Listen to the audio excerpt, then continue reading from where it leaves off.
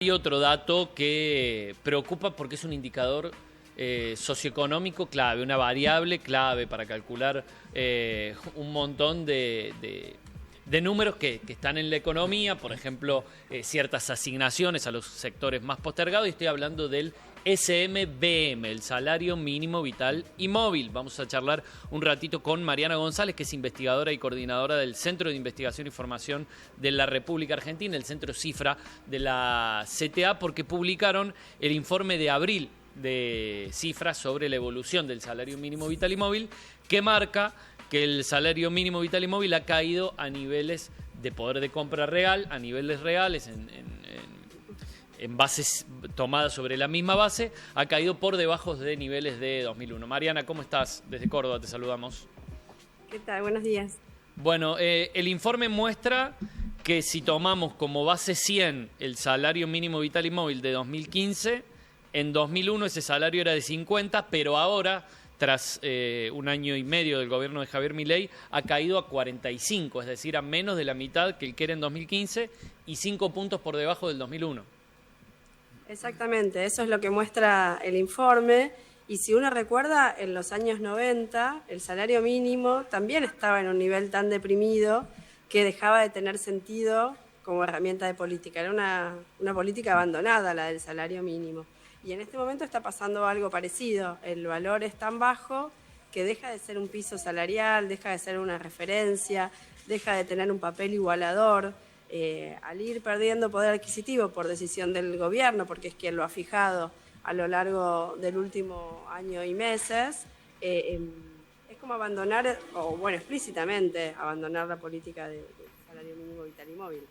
Bueno, y también hacen la comparación en el informe con la canasta que marca la línea de indigencia y con la canasta que marca la línea de pobreza, la canasta básica alimentaria y la canasta básica total, respectivamente. ¿Qué surge de esa comparación? Bueno, en primer lugar, uno compara el salario mínimo con esas canastas porque está en niveles muy bajos, ¿no? Porque no hay nada que indique que el salario mínimo tenga que ser un salario de pobreza o de indigencia. El salario mínimo, según dice la legislación, tiene que permitir llevar una vida cubriendo distintas necesidades, ¿no? Un nivel de subsistencia. Pero más allá de eso, cuando miramos respecto de la canasta de indigencia, cubre poco más de la mitad de lo necesario para una familia tipo solo para alimentarse, y en el caso de la canasta de pobreza, apenas un cuarto de esa canasta, una cuarta parte de lo que necesita una familia tipo para no ser considerada pobre. Pensemos que la canasta de pobreza para esa familia en el mes de marzo estuvo en algo más de 1 millón y el salario mínimo estaba en 296.000 pesos. Sí, yo para ponerle un marco de referencia, según lo que se ve en el informe, lo estoy viendo acá el gráfico en la pantalla que tenemos en la mesa, según ese informe, entre 2006 y 2007, por ejemplo, el salario mínimo vital y móvil cubría casi 2 veces la canasta alimentaria y hoy cubre casi la mitad, que es esto que estás diciendo vos. ¿Puede ser? Sí. Respecto a la canasta alimentaria. A la canasta alimentaria, sí, a la canasta alimentaria. A cubrirla, sí. La canasta alimentaria, que es la que marca la línea de indigencia. Un salario mínimo vital y móvil estaba sobrado en ese momento para que quien percibía ese monto no cayera en la línea de indigencia. Hoy alguien que percibe ese monto necesita 2 salarios mínimos vital y móvil para no ser indigente. Exactamente. Así es la realidad del salario mínimo. Es un piso demasiado bajo. Y te pregunto cómo ha sido ¿Y para qué sirve el salario mínimo vital y móvil? Porque a lo mejor muchos no sabemos o tenemos una noción muy light de para qué sirve, Grego. Disculpa que te interrumpí, pero me gustaría ir a lo básico, ¿no? ¿Para qué sirve el salario mínimo vital y móvil? Bueno, lo que se fija en la ley sobre el salario mínimo vital y móvil es que ningún trabajador del sector privado o del sector público nacional puede percibir menos que el valor de ese salario mínimo, que en teoría debería estar en relación con una canasta de lo que necesita un trabajador mínimamente para vivir. Y lo que se muestra en estudios en Argentina o en otros países es que es una herramienta que permite subir los pesos salariales, que se toma también como referencia para el empleo no registrado, En los momentos en que el salario mínimo aumenta por sobre la inflación, es una forma de dinamizar los salarios y también los salarios no registrados, y además es una forma de disminuir, una herramienta para disminuir la desigualdad salarial, porque lo que hace es subir sobre todo los salarios más bajos, ¿no? Entonces, mediante esa vía es un apoyo para que los salarios más bajos tengan un nivel por lo menos mínimo. Sí, acá tengo la lista de las asignaciones que se calculan en base al salario mínimo vital y móvil. Tenés la AUH, asignación por embarazo para protección social, asignación por maternidad, asignación por hijo o hija con discapacidad, es muy importante. Ayuda escolar anual, digamos, es una variable de la cual están ancladas un montón de estas asignaciones que van a los sectores más postergados. Recién decías vos, Mariana, la relación con los salarios del sector privado, por ejemplo. Esa relación también se ha desbalanceado, ¿verdad? Del salario mínimo vital y móvil en relación a los salarios de mercado, digámosle así. Claro, la verdad es que el salario privado, y el público peor, pero el salario privado ha venido descendiendo en los últimos años, ¿no? Pero el salario mínimo todavía cayó más que lo que cayó el poder adquisitivo del salario privado. Entonces, si miramos el último dato disponible, un salario mínimo representaba solo el 18% de un salario privado registrado. Privado registrado, es decir, una quinta parte. Es un poco otra muestra de que es un nivel que no es una referencia real. En algún momento estuvo más cercano al casi la mitad de un salario privado registrado. Mariana, te agradecemos por el tiempo y por la claridad del informe. Me parece un dato para tener en cuenta ahora que entramos en modo Día del Trabajador, no olvidarnos de mirar los datos de los salarios reales, de los formales, de los informales, de los públicos y también este salario mínimo vital y móvil del cual dependen tantas cosas en la Argentina. Así que te agradecemos este tiempo. Bueno, gracias, que tengan buen día. Un saludo, ahí está Mariana González, la investigadora coordinadora del Centro Cifra, que ha publicado esta Cifra está vinculada a la CTA, ¿lo cierto? Exactamente, sí. Es el Centro de Investigaciones Económicas de la Central de Trabajadores Argentinos. Bueno, ayer los empleados de comercio arreglaron por 3 meses un incremento de un 5,4%. El básico es de 1.124.000 pesos. Obviamente no alcanza con todo lo que vemos, pero bueno, es... Bueno, cierro con esto. Si el salario mínimo tuviera a valores constantes, fuera el de 2015, cuando Cristina Fernández de Kirchner dejó el gobierno, sería de 694.594 pesos. ¿Y hoy está? Hoy es 296.000. Claro. ¿Bajó?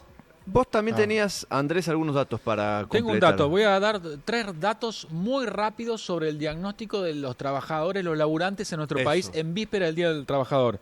Datos de la consultora CP de Pastrana Moldovan, que dice que en marzo se cortó la tendencia, el mes pasado se cortó la tendencia de recuperación salarial de los trabajadores del sector privado. El 95% de los convenios relevados en marzo dieron por debajo de la inflación.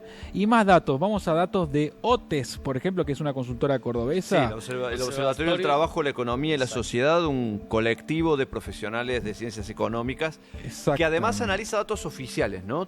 Tiene como característica de trabajo analizar las partidas presupuestarias, o sea, los presupuestos y su ejecución posterior. Si vemos el gráfico que vamos a mostrar en instante nomás, la línea blanca es la del sector privado registrado, la línea gris, sector privado no registrado y sector público. Lo que venía ocurriendo es que venían recuperándose en alza en el segundo semestre del año pasado, pero este primer trimestre ha frenado, sobre todo a partir de marzo. OTES también confirma, ahí vemos para el streaming y para la tele, la línea blanca el sector privado registrado, la línea negra es el sector público y la línea gris el sector privado no registrado. El sector público estancado, vemos ahí en el último trimestre. El sector privado registrado estaba recuperándose y el no registrado también. Lo que ha ocurrido en marzo es que esto se ha frenado.